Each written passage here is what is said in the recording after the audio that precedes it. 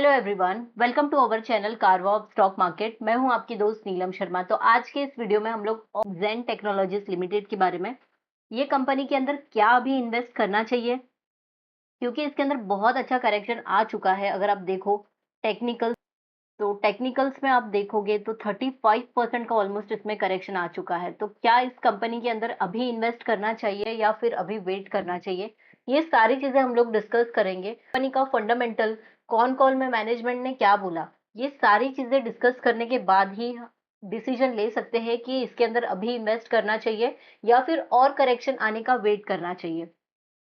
इसके लिए ये वीडियो आप आखिरी तक देखिए, क्योंकि फंडामेंटल्स में हम लोग बहुत अच्छे पॉइंट्स इसके कवर करेंगे।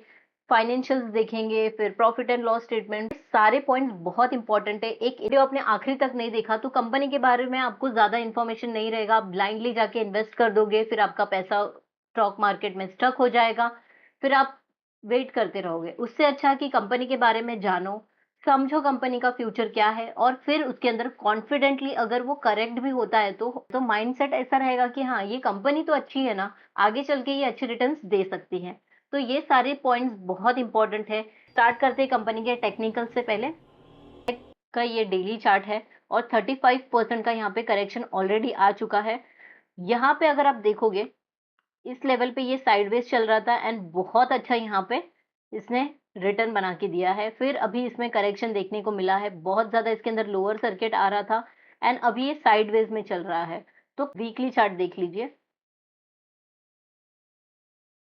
यहाँ पे वीकली चार्ट देख लो आप, तो यहाँ पे इसने एक बहुत अच्छा रेजिस्टेंस बनाया था, सपोर्ट बनाया, और ये यहाँ पे भी एक सपोर्ट बनाया है। तो हो सकता है कि अगर आप यहाँ पे एंट्री लो तो आपको एक अच्छे रिटर्न्स मिल सकते हैं, लेकिन कंपनी का फंडामेंटल्स जाने बिना तो अभी हम नहीं देखेंगे ये। और एक लेवल अगर आपको देखना है तो स्ट्रॉन्ग सपोर्ट इसका दिख रहा है यहाँ पे। यहाँ पे आप देख सकते हो, यहाँ पे इसका एक स्ट्रॉन्ग सपोर्ट दिख रहा है। तो इस लेवल पे आएगा या नहीं आएगा ये मैं भी नहीं बता सकती और कोई भी नहीं बता सकता है, राइट। बट चांसेस है क्या? तो हाँ, है चांसेस। ऐसा कोई ऐसा हम लोग बोल नहीं सकते कि नहीं है यहाँ पे आएगा ही नहीं। ऐसा कभी नहीं होता है स्टॉक मार्केट में, क्योंकि जो भी प्रेडिक्ट करोगे उसका उल्टा ही होगा। यहाँ पे आप देख लो, यहाँ पे एक एंट्री ले सकते हो, अगर आपको चाहिए तो आप यहाँ पे भी एक एंट्री ले सकते हो। यहाँ पे देखो, ये एक रेजिस्टेंस बना था इसका और यहाँ पे भी इसका एक सपोर्ट बना था। तो 1200 के लेवल पे भी, 1230 के लेवल पे भी आप एंट्री ले सकते हो। तो ये 3 लेवल से जहाँ पे आप इसको ऐड करके रख सकते हो as a long term investor. तो अभी हम लोग देखते हैं कंपनी का फंडामेंटल्स और फिर कॉन कॉल में मैनेजमेंट ने क्या डिस्कस किया है। कॉन कॉल तो बिल्कुल मिस मत कीजिएगा, क्योंकि बहुत ज्यादा इन्फॉर्मेशन मिल जाता है हमें आगे चल के कंपनी क्या करने वाली है उसके बारे में। यहाँ पे मैनेजमेंट ने बताया है कि जो कंपनी का रिजल्ट आया है बहुत ही ज़्यादा खराब आया है, क्योंकि year on year and quarter on quarter दोनों में भी नंबर्स डाउन हुए हैं। ज़ेन टेक्नोलॉजी ने कंप्लीट किया है 4 स्ट्रेटेजिक एक्विजिशन, 4 एक्विजिशन कंप्लीट किए हैं और ये चारों कंपनीज के नाम है। और ये चारों कंपनीज को एक्वायर इसके लिए किया है, एक्विजिशन इसके लिए किया है क्योंकि कंपनी को आगे चल के बहुत ज़्यादा ग्रोथ करना है। इस वजह से यहाँ पे आप देखो, naval and maritime simulator sector के अंदर इन्वेस्ट किया है, फिर ड्रोन इकोसिस्टम में, फिर यहाँ पे जेन ड्रोन वॉरफेयर के अंदर, फिर यहाँ पे डिफेंस रोबोटिक, ये अलग अलग एक्विजिशंस किया है क्योंकि इनको बहुत ज्यादा एक्सपांशन करना है फ्यूचर में। नेक्स्ट यहाँ देख लो आप खुद ही, यहाँ पे रिवेन्यू फ्रॉम ऑपरेशन कंपनी का जो भी अमाउंट है क्रोर्स में है Q1 FY25 में, और Q1 FY26 का नंबर बहुत ही खराब आया है। एबिटडा भी आप देखोगे तो एबिटडा भी इसका बहुत खराब आया है एंड प्रॉफिट आफ्टर टैक्स भी कंपनी का बहुत ही खराब आया है। कंसोलिडेटेड ऑर्डर बुक देखो, 30 जून 2025 तक का यहाँ पे है। तो ऑर्डर एज ऑफ 1 अप्रैल 2025 का है 848.52 करोड़ का, यहाँ पे ऑर्डर बुक है। न्यू ऑर्डर इनको मिले हैं 64.28 करोड़ का, और एग्जीक्यूटेड ऑर्डर तो 158.22 करोड़ का ऑर्डर एग्जीक्यूट हो चुका है। अभी टोटल कंपनी के पास ऑर्डर है 754.56 करोड़ का, जिसमें से आप देखो डोमेस्टिक का 637.15 करोड़ का ऑर्डर है एंड एक्सपोर्ट यानी कि बाहर से ऑर्डर आता है 117.41 करोड़ का। अभी यहाँ पे फाइनेंशियल स्टेटमेंट समरी है। ये हम दोबारा क्यों देख रहे हैं, क्योंकि ये यहाँ पे Q4 FY25 का है और ये Q1 FY25 का। तो आप पहले के नंबर से आप देखो, कंपनी का जो सेल्स है बहुत ही ज्यादा कम हो गया है पहले के 2 क्वार्टर से। फिर यहाँ पे एबिडा भी आप देखोगे तो एबिडा Q1 FY25 में 114 का था, फिर 162 का हुआ प्रीवियस क्वार्टर में, और अभी 86 का हो गया है। फिर प्रॉफिट आफ्टर टैक्स भी बहुत ही खराब जनरेट किए हैं। R&D spend over the years, तो एवरी Q1 के अंदर ये R&D के लिए स्पेंड करते हैं। तो इस बार अब देखो Q1 FY25 में 6.99 था और अभी Q1 FY26 में 6.97 का हो गया है, तो थोड़ा सा कम किया है। अब देख लेंगे मार्केट कैप इसका 13,377 करोड़ का है। स्टॉक का पी है 53 और इंडस्ट्री पी है 73। तो स्टॉक का पी बहुत ही अच्छा मिल रहा है यहाँ पे। स्टॉक का पी अच्छा है क्योंकि इंडस्ट्री पी से बहुत ही सस्ते पे मिल रहा है ये। करंट रेशियो बहुत ज्यादा है इसका, इसको थोड़ा सा बैलेंस होना चाहिए। क्विक रेशियो भी बहुत ज्यादा है, इसको भी बैलेंस होना चाहिए। कंपनी को इन्वेस्ट करना चाहिए अगर उनके पास ज्यादा फंड अवेलेबल है तो। प्राइस टू बुक वैल्यू 7.87 का है। नेट प्रॉफिट मार्जिन 30 का है यहाँ पे। ROCE बहुत ही शानदार है, 37.2% का। ROE 26.1% का है, ये भी काफी अच्छा है। डिविडेंड भी ये कंपनी देती है बहुत अच्छा। बुक वैल्यू है 188 का और EPS है 27.8 का, तो ये भी काफी अच्छा है। फेस वैल्यू 1 है। ईवी एबिटडा 31 का है, तो ये भी काफी अच्छा है। फाइनेंशियल रेशियो से समझ में आता है कि कंपनी फंडामेंटली अभी भी बहुत ज्यादा स्ट्रांग है। लॉस स्टेटमेंट यहाँ पे तो सेल्स आप देखो, एवरी ईयर कंपनी का सेल्स इंक्रीज हुआ है। सिर्फ यहाँ पे ट्रेलिंग 12 मंथ का सेल्स थोड़ा सा अभी तक प्रीवियस ईयर से क्रॉस नहीं हुआ है, तो हो जाएगा शायद से। ये पूरा Q1 FY26 चल रहा है, तो मार्च 2026 तक आई थिंक ये सेल्स एक्सीड होना चाहिए। एक्सपेंसेस भी यहाँ पे इंक्रीज हो गया है एवरी टाइम। ऑपरेटिंग प्रॉफिट आप देखो तो ऑपरेटिंग प्रॉफिट अच्छे से इंक्रीज होते जा रहा है। ऑपरेटिंग प्रॉफिट मार्जिन यहाँ पे इंक्रीज होते जा रहा है, ये भी अच्छी पॉइंट है, ये भी अच्छा पॉइंट है। एंड देन नेट प्रॉफिट भी आप देखोगे तो नेट प्रॉफिट भी इंक्रीज होते जा रहा है। कंपनी का EPS आप देखो बहुत ही अच्छे से ये भी इंक्रीज होते जा रहा है। तो ईयर ऑन ईयर अगर हम लोग देखेंगे तो कंपनी का प्रॉफिट एंड लॉस स्टेटमेंट अच्छा है। क्वार्टर ऑन क्वार्टर कंपनी के प्रॉफिट एंड लॉस स्टेटमेंट में यहाँ पे खराब भी दिख रही है। फिर कंपाउंडेड सेल्स ग्रोथ देख लो आप, तो 3 इयर्स का 141% का सेल्स ग्रोथ है, बहुत ही शानदार है। एंड ट्रेलिंग 12 मंथ का 56% का सेल्स ग्रोथ है। प्रॉफिट ग्रोथ ट्रेलिंग 12 मंथ का 61% का है एंड 3 इयर्स का बहुत ही शानदार था, 411% का, तो ये भी बहुत अच्छा है कंपनी का।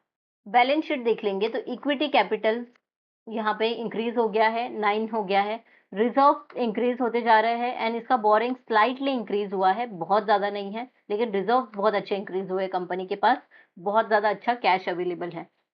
टोटल लाइबिलिटी इंक्रीज होते जा रहा है, टोटल असेट भी कंपनी का इंक्रीज होते जा रहा है। देखेंगे कैश फ्लो, तो कैश फ्लो भी यहाँ पे आप देखो प्लस में ही है और ऑपरेटिंग एक्टिविटी यहाँ पे माइनस में चला गया है। यहाँ पे इन्वेस्टिंग एक्टिविटी भी माइनस में है, लेकिन फाइनेंसिंग एक्टिविटी यहाँ पे प्लस में है, तो इसकी वजह से इसको माइनस प्लस करेंगे तो 37 करोड़ का इनके पास नेट कैश फ्लो अवेलेबल है। शेयर होल्डिंग पैटर्न में देख लेंगे तो प्रमोटर का जो होल्डिंग है सेम है, कोई चेंजेस नहीं है पास्ट 3 क्वार्टर से।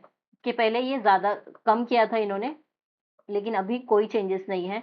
FI का देखेंगे तो FI ने इसके अंदर स्टेक ऐड किया है क्योंकि बहुत अच्छा करेक्शन देखने को मिला।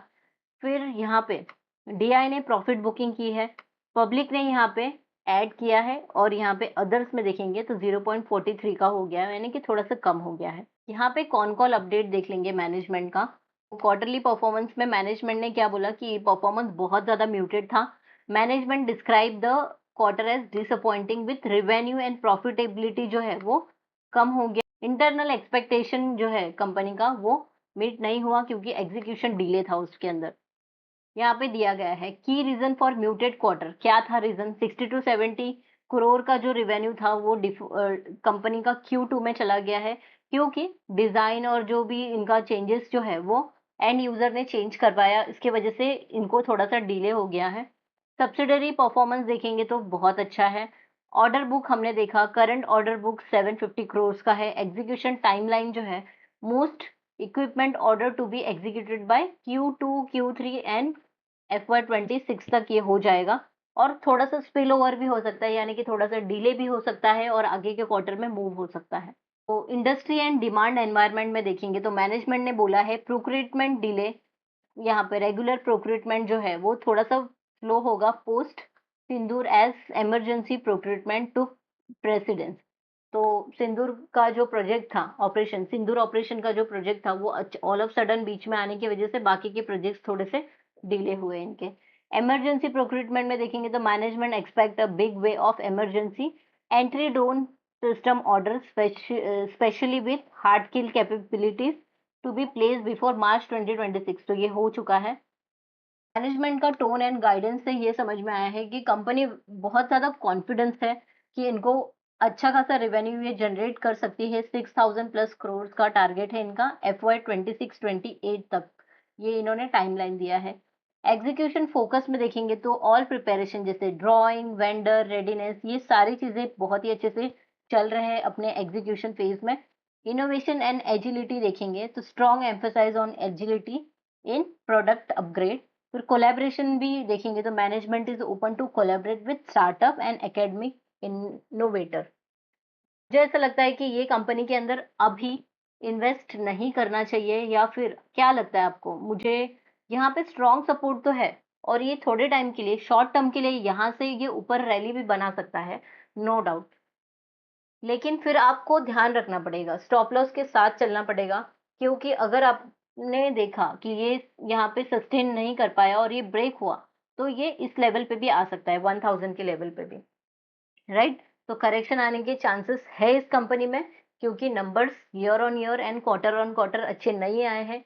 फ्यूचर के प्रेडिक्शंस बताए हैं कि कंपनी आगे चल के बहुत अच्छा कर सकती है, लेकिन आगे चल के अगर कंपनी में कोई और अलग इश्यूज आ गए या फिर कंपनी को और थोड़ा सा डाइवर्सिफिकेशन करना पड़ा, तो हो सकता है कि इसके अंदर थोड़ा ग्रोथ स्लो हो।